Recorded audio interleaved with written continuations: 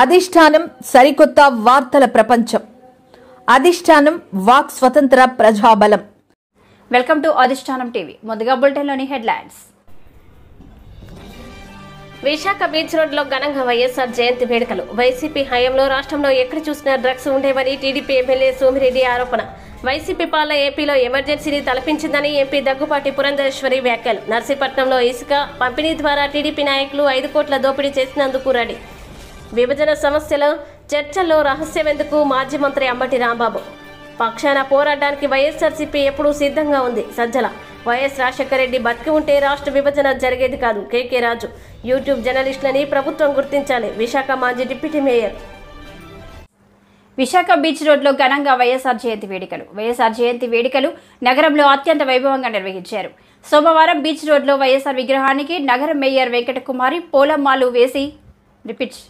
పూలమాలలు వేసి శ్రద్ధాంజలి ఘటించారు. మాజీ మంత్రి గుడివాడ అమర్నాథ్ మాట్లాడుతూ, పెద్దలు శ్రీ వైఎస్ రాజశేఖర రెడ్డి గారి 75వ జయంతి సందర్భంగా ప్రపంచవ్యాప్తంగా ఉన్నటువంటి తెలుగు వారంతా కూడా ఇప్పటికే అనేక ప్రాంతాల్లో అనేక దేశాల్లో వారికి ఘనమైనటువంటి నివాళులు అర్పిస్తూ వారిని స్మరించుకుంటూ వారి ఆశయ సాధన కోసం కృషి చేస్తామని చెప్పి మాటిస్తూ ఇప్పటికే పెద్ద ఎత్తున కార్యక్రమాలు జరుగుతూ ఉన్నాయి.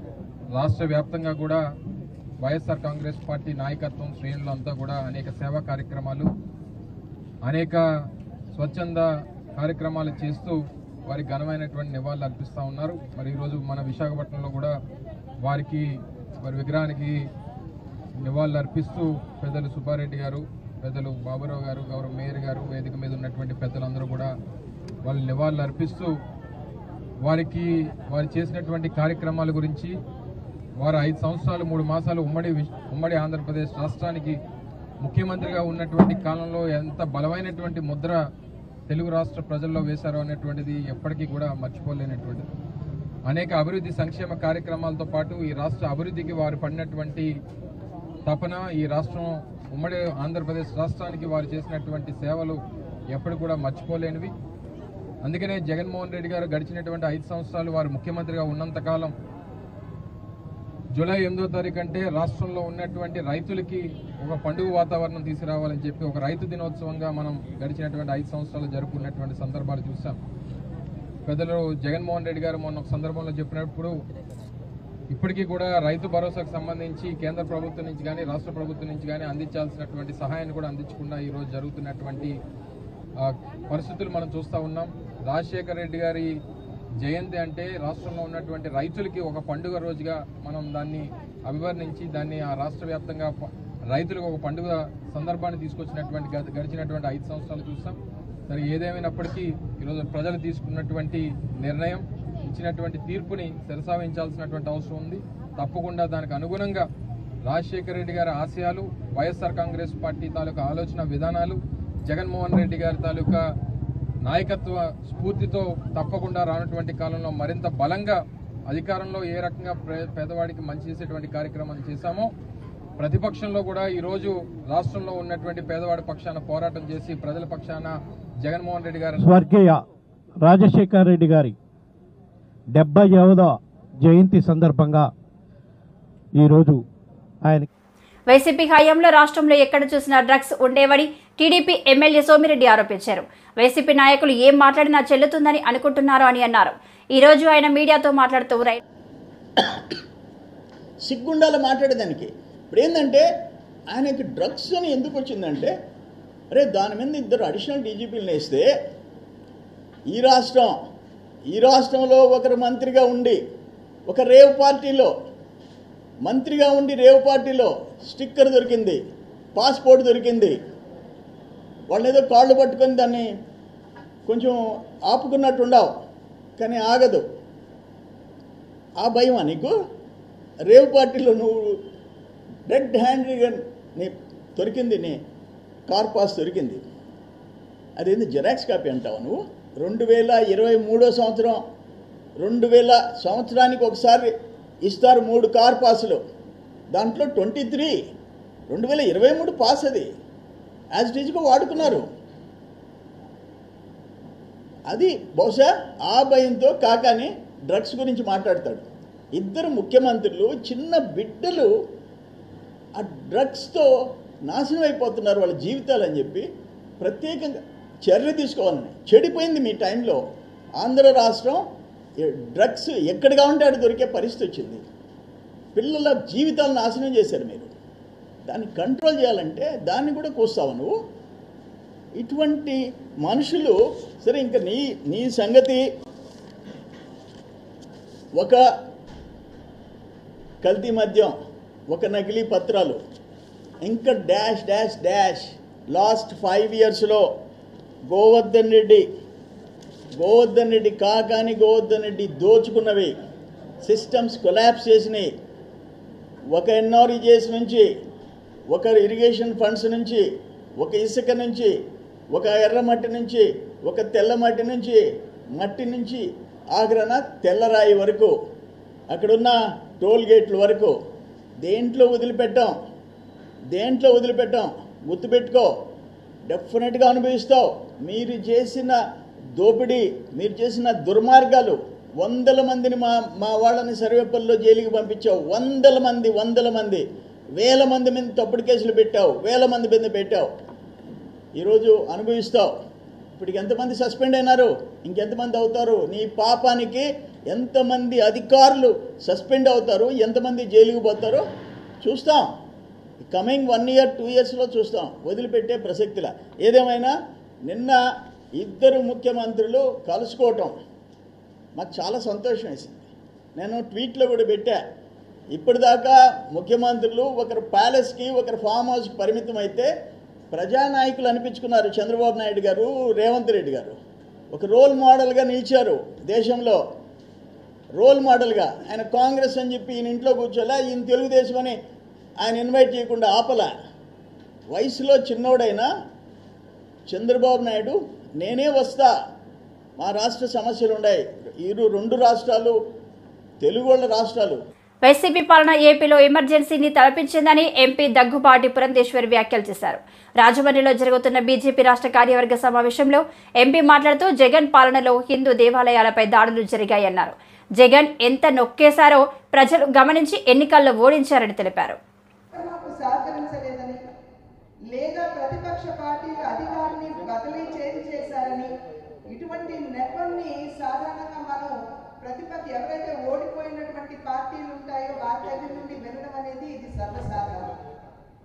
అయితే అందరూ అర్థం చేసుకోవాల్సినటువంటి విషయం, విజయాన్ని ఎంతగా మనం స్వాగతిస్తామో ఓటమిని కూడా అంతే ధైర్యంతో స్వీకరించవలసినటువంటి మనస్తత్వం, ఆత్మస్థైర్యం రాజకీయ నాయకుడికి ఉండాలి అనేటువంటి విషయం మనం ఇక్కడ గమనించాలి అని చెప్పి నేను తెలియజేస్తున్నాను.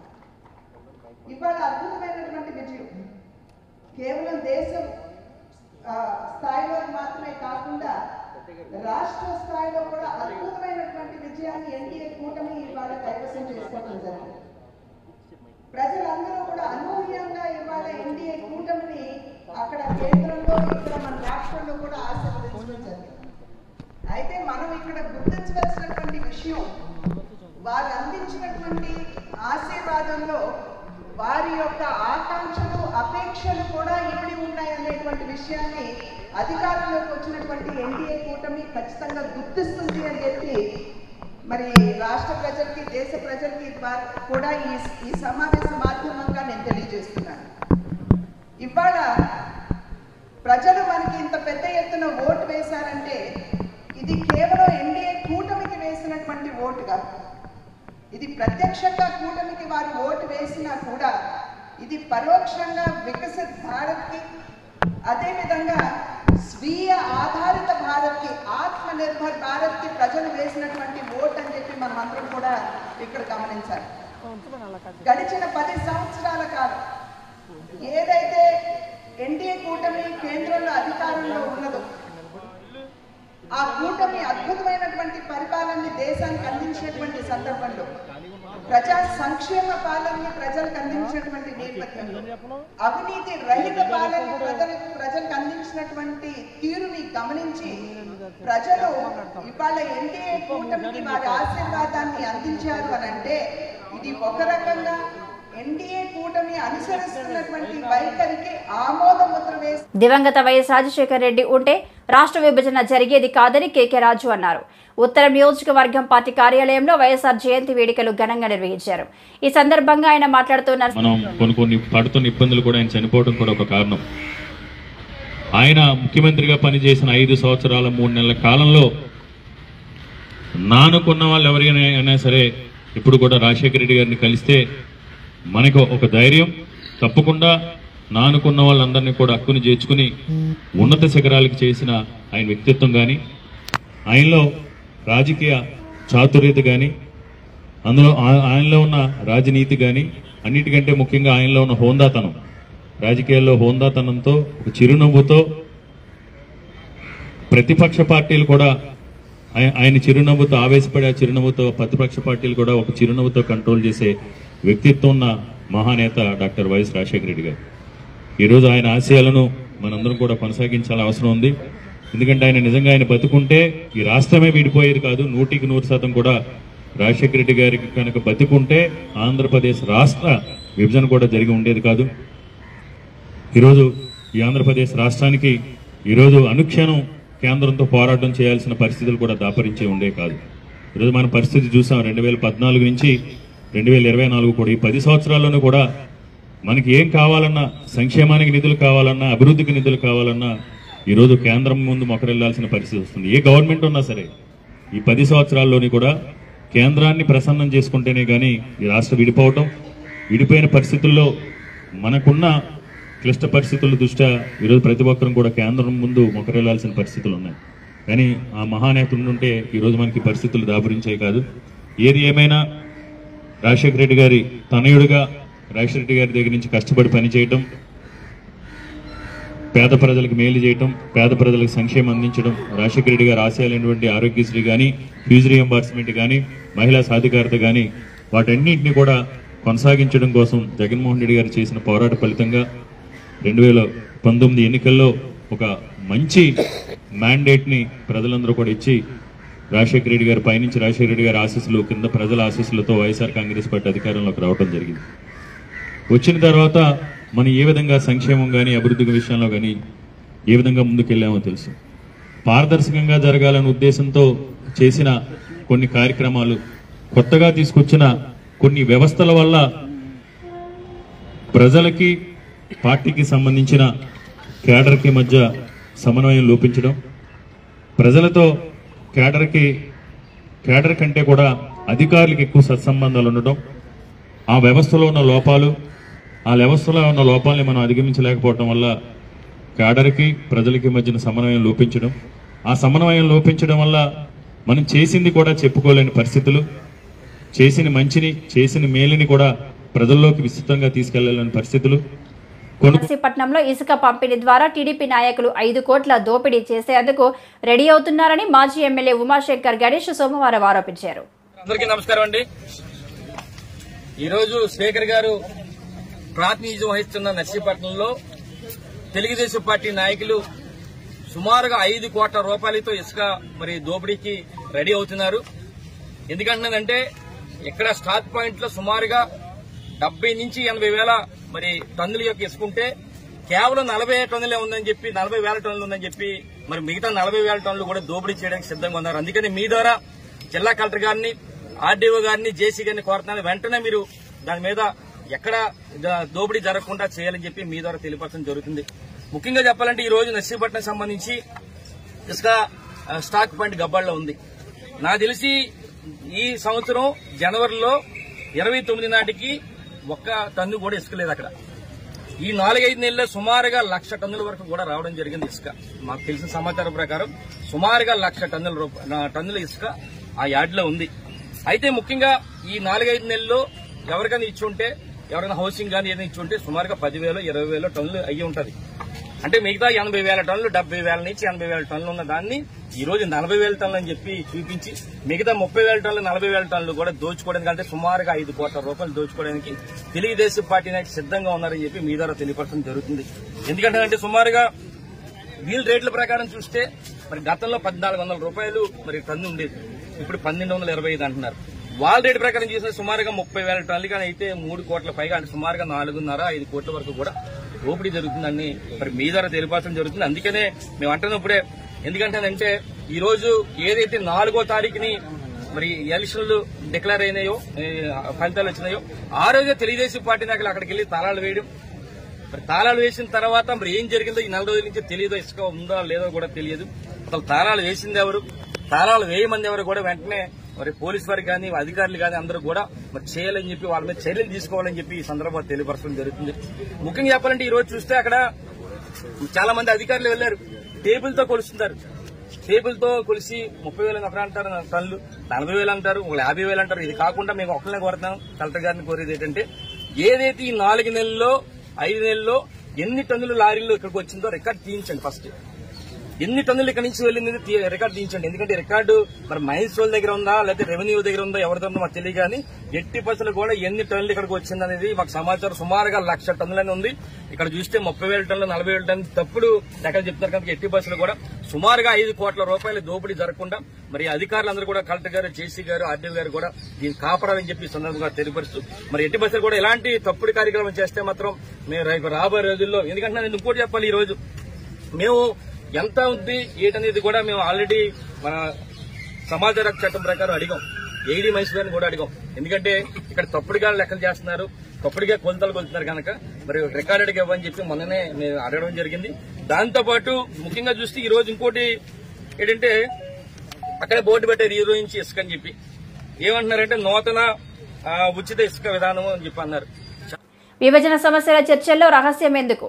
మాజీ మంత్రి అంబటి రాంబాబు. ఇద్దరు సీఎంల భేటీలో చాలా ప్రశ్నలకు సమాధానం రాలేదని, అసలు సమావేశం ఎందుకు ఏర్పాటు చేశారో వివరణ ఇవ్వలేదని మాజీ మంత్రి రాంబాబు అన్నారు. సోమవారం ఆయన మీడియా సమావేశంలో మాట్లాడారు. తెలంగాణ ప్రభుత్వం డిమాండ్ చేస్తుంది కొన్ని అంశాలు అనేది అన్ని మీడియా ఛానల్లో విపరీతంగా ప్రచారమైంది. ఇప్పుడు కూడా ప్రచారం అవుతా ఉన్నది. ఈ ప్రచారం అవుతున్నటువంటి అంశాల మీద సమావేశం ముగిసిన తర్వాత తెలంగాణ ఉప ముఖ్యమంత్రి గారు, తెలంగాణ మంత్రులు, ఆంధ్ర రాష్ట్ర మంత్రులు ఒక సమావేశం ఏర్పాటు చేశారు. ఆ సమావేశంలో మీడియా ప్రతినిధులు ఇదే ప్రశ్నలు అడిగితే వాటికి సమాధానం చెప్పుకోకుండా దాటవేశారు. ఇది మరింత అనుమానాలకు తావు చూస్తున్నటువంటి అంశం. అసలు జనరల్గా ఇద్దరు ముఖ్యమంత్రులు మాట్లాడుకున్నారు అంటే ఆ ఇద్దరు ముఖ్యమంత్రులు మీడియా ముందుకు వచ్చి మాట్లాడతారని అందరూ ఎదురు చూశారు. చంద్రబాబు నాయుడు గారు, రేవంత్ రెడ్డి గారు ఉమ్మడి మీటింగ్ జరిగింది కాబట్టి వారిద్దరూ ఉమ్మడిగా మీడియా ముందుకు వచ్చి వివరణ ఇస్తారని అందరూ ఎదురు చూశారు. వాళ్ళు రాలేదు. మంత్రివర్గ సభ్యులు ఇచ్చారు. వారు కూడా ప్రశ్నలకు సమాధానం చెప్పుకోకుండా ఏదో 2 మాటలు అట్లా మాట్లాడి ముక్తసరిగా మాట్లాడి వెళ్లిపోయినటువంటి సందర్భాలు ఉన్నాయి. ఇది చాలా దురదృష్టకరమైనటువంటి పరిణామంగా వైఎస్ఆర్ కాంగ్రెస్ పార్టీ భావిస్తుంది. రాష్ట్రంలో అనేక మంది కూడా ఇదే విధంగా భావిస్తున్నారనేది మా అభిప్రాయం. ఎందుకనంటే రాష్ట్రం విడిపోయి 10 సంవత్సరాలు పూర్తయింది. ఆంధ్రప్రదేశ్ 2 రాష్ట్రాలుగా విభజన జరిగినప్పుడు ఏపీకి మన రాష్ట్రానికి అనేకమైనటువంటి సమస్యలు అపరిష్కృతంగా మిగిలిపోయాయని, దానివల్ల మనకు తీవ్రమైన నష్టం జరుగుతుందనేటువంటి అభిప్రాయం ఈవెన్ చంద్రబాబు నాయుడు గారు కూడా చాలా సందర్భాల్లో చెప్పారు. రాష్ట్రం విడిపోయినప్పుడు మొదటిగా ముఖ్యమంత్రి అయింది నారా చంద్రబాబు నాయుడు గారు. 5 సంవత్సరాలు ఈ రాష్ట్రాన్ని పరిపాలన చేశారు. 10 సంవత్సరాలు హైదరాబాద్ ఉమ్మడి రాజధానిగా ఉండేటటువంటి వెసులుబాటును ఆ రోజు రాష్ట్ర విభజన జరిగినప్పుడు చట్టంలో పెట్టారు. ఎందుకనంటే రాజధాని లేని రాష్ట్రం కాబట్టి. ఇన్ఫ్రాస్ట్రక్చర్ ఏర్పడిన తర్వాత 10 సంవత్సరాలు ఇన్ఫ్రాస్ట్రక్చర్ పూర్తి చేసుకొని అప్పుడు హైదరాబాద్ నుంచి తరలి వెళ్ళిపోతారు అనేటువంటి భావనతో ఆ ప్రొవిజన్ పెట్టారు. ఆ అవకాశాన్ని మనకిచ్చారు విడిపోయినటువంటి రాష్ట్రంగా. నేను అడుగుతా ఉన్నా, అవకాశాన్ని ఎందుకు ఉపయోగించుకోలేకపోయాం? 5 పక్షాల పోరాటానికి వైఎస్ఆర్సీపీ ఎప్పుడూ సిద్ధంగా ఉందని వైఎస్ఆర్సీపీ రాష్ట్ర ప్రధాన కార్యదర్శి సజ్జల రామకృష్ణారెడ్డి తెలిపారు. తెలుగు రాష్ట్రాల్లో మహానేత వైఎస్ఆర్ 75వ జయంతి ఘనంగా నిర్వహిస్తున్నారు. వైఎస్ఆర్సీపీ కేంద్ర కార్యాలయంలో ఘనంగా వైఎస్ఆర్ జయంతి కార్యక్రమం నిర్వహించారు. వినిపించాలనేటువంటి ఉద్దేశంతో వైఎస్ఆర్ కాంగ్రెస్ పార్టీగా మనం నామకరణ చేసుకుని మరి ఎంతో పురోభివృద్ధిలో ముందుకు వెళుతున్నటువంటి సందర్భం. అప్ అండ్ డౌన్స్ వస్తాయి. రాజశేఖర రెడ్డి గారికి కూడా అప్ అండ్ డౌన్స్ వచ్చాయి. అయినా ధీరుడిగా పోరాడి పరిపాలనలోకి వచ్చినటువంటి మహానుభావుడు డాక్టర్ వైఎస్ రాజశేఖర రెడ్డి గారు. వైఎస్ రాజశేఖర రెడ్డి గారే మన స్ఫూర్తి. వైఎస్ రాజశేఖర రెడ్డి గారి సంక్షేమ పథకాలను అమలు చేయటమే కాదు, మరింత ముందుకు తీసుకువెళ్లవలసినటువంటి బాధ్యత కూడా తెలుగు రాష్ట్రాలలో వైఎస్ఆర్ కాంగ్రెస్ పార్టీ భుజస్కంధాల మీద ఉన్నదనే విషయాన్ని మనం మర్చిపోవద్దని, ఆటుపోట్లను ధైర్యంగా ఎదుర్కొని ముందుకు సాగాలని మిమ్మల్ని అందరినీ జన్మదిన సందర్భంగా కోరుకుంటూ మరొక్కసారి రాజశేఖర రెడ్డి గారి 75వ జన్మదినాన్ని పురస్కరించుకొని మీ అందరికీ హృదయపూర్వకమైన జన్మదిన శుభాకాంక్షలు తెలియపరుస్తూ సెలవు తీసుకుంటున్నాను.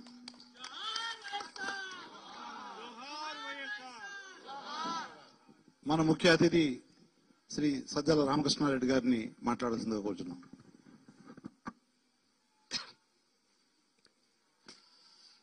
ఈరోజు దివంగత మహానేత, మన ప్రియతమ నాయకులు, దివంగత ముఖ్యమంత్రి, శాశ్వతంగా తెలుగు ప్రజల హృదయాల్లో చిరస్థాయిగా నిలిచిపోయిన వైఎస్ రాజశేఖర రెడ్డి గారి 75వ జయంతి వేడుకల సందర్భంగా ప్రపంచవ్యాప్తంగా ఉన్న తెలుగు ప్రజలకు, అలాగే ముఖ్యంగా వైఎస్ఆర్ అభిమానులకు, వైఎస్ఆర్ కుటుంబ సభ్యులకు, వైఎస్ఆర్ కాంగ్రెస్ పార్టీ కార్యకర్తలకు, నాయకులకు అందరికీ శుభాకాంక్షలు తెలియజేస్తున్నాం. ఆయన చనిపోయి 15 ఏళ్ళు అవుతోంది. ఆయన ప్రయాణం హఠాత్తుగా ఆగిపోవడం, జీవన ప్రయాణం హఠాత్తుగా ఆగిపోవడం ఒక వ్యక్తికి కాదు, కుటుంబానికి కాదు, ఉమ్మడి రాష్ట్రానికి. యూట్యూబ్ జర్నలిస్టులను ప్రభుత్వం గుర్తించాలి. విశాఖ మాజీ డిప్యూటీ మేయర్ దాడి సత్యనారాయణ. యూట్యూబ్ జర్నలిస్టుని ప్రభుత్వం గుర్తించాలని, చరిత్రలో నిలిచిపోయే ప్రభుత్వ ఏర్పాటుకు యూట్యూబర్స్ కీలకంగా వ్యవహరించారని, ప్రజా సమస్యల్ని గుర్తించడంలో యూట్యూబర్స్ ఉన్నారని, వీరిని ముఖ్యమంత్రి ప్రత్యక్షంగా గుర్తించి సమస్యల పరిష్కారానికి, సంక్షేమానికి తోడ్పాటు ఇవ్వాలని సీనియర్ టీడీపీ నాయకులు, విశాఖ మాజీ డిప్యూటీ మేయర్ దాడి సత్యనారాయణ కోరారు. ఆదివారం విశాఖ నగరంలో అక్కయ్యపాలెం సింధూర ఫంక్షన్ హాల్లో జరిగిన జై అసోసియేషన్ లోగో ఆవిష్కరణకి ఆయన ముఖ్య అతిథిగా హాజరయ్యారు. ఈ కార్యక్రమానికి గౌరవ అతిథిగా హాజరైన senior journalist Sunkara Chalapathirao, journalist association of YouTubers జై అధ్యక్ష కార్యదర్శులు యువిరావు, ఉప్పినివలస సంజీవారెడ్డితో కలిసి అతిథులు జై లోగోని ఆవిష్కరించారు. యూట్యూబ్ జర్నలిస్టులని గుర్తించాలంటూ త్వరలో జిల్లా కలెక్టర్కి సంఘం సభ్యులతో కలిసి వినతి పత్రం ఇవ్వనున్నట్టు దాడి సత్యనారాయణ ప్రకటించారు. సీనియర్ జర్నలిస్టు సుంకర చలపతిరావు మాట్లాడుతూ జర్నలిస్టులు వృత్తి నైపుణ్యం పెంచుకోవాల్సిన అవసరం ఎంతైనా ఉందని పునరుద్ఘాటించారు. ఈ సందర్భంగా అతిథులకి జై సంఘ సభ్యులు ఘనంగా సత్కరించారు. అనంతరం జై అసోసియేషన్లో చేరిన నూతన కార్యవర్గ సభ్యులకు గుర్తింపు కార్డులని పంపిణీ చేశారు. జిల్లా సంఘం ఏర్పాటుకి పలువురు సభ్యులు ఉత్సాహం చూపడంతో సన్నాహాలు చేసినట్లు జై సంఘం ప్రధాన కార్యదర్శి సంజీవారెడ్డి ప్రకటించారు. ఈ కార్యక్రమంలో జై కార్యవర్గ సభ్యులు మహేష్, గోవింద్, ఎంజీఆర్, పవన్, శ్యామ్, రమేష్, నిషా, శంకర్, గాజ్వాక, నిర్మల జ్యోతి, జీవనాథ్, మన వైజాగ్ మరియు గాజువాక ప్రాంతం నుండి అధిక సంఖ్యలో జర్నలిస్టులు తదితరులు పాల్గొన్నారు.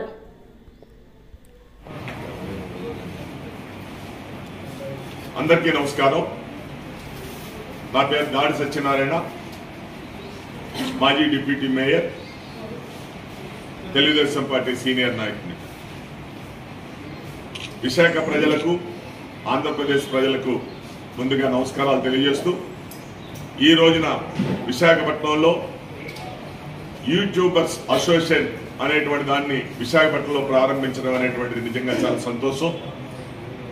మరి ప్రజా సమస్యల్ని అధికారుల దృష్టికి, ప్రభుత్వం దృష్టికి తీసుకెళ్లే ఉద్దేశంతో, ఒక మంచి స్ఫూర్తితో మీరందరూ కూడా ఒక మంచి మార్గాన్ని ఎంచుకున్నటువంటి మీ అసోసియేషన్ వారికి, సభ్యులందరూ కూడా ముందుగా నాకు శుభాకాంక్షలు.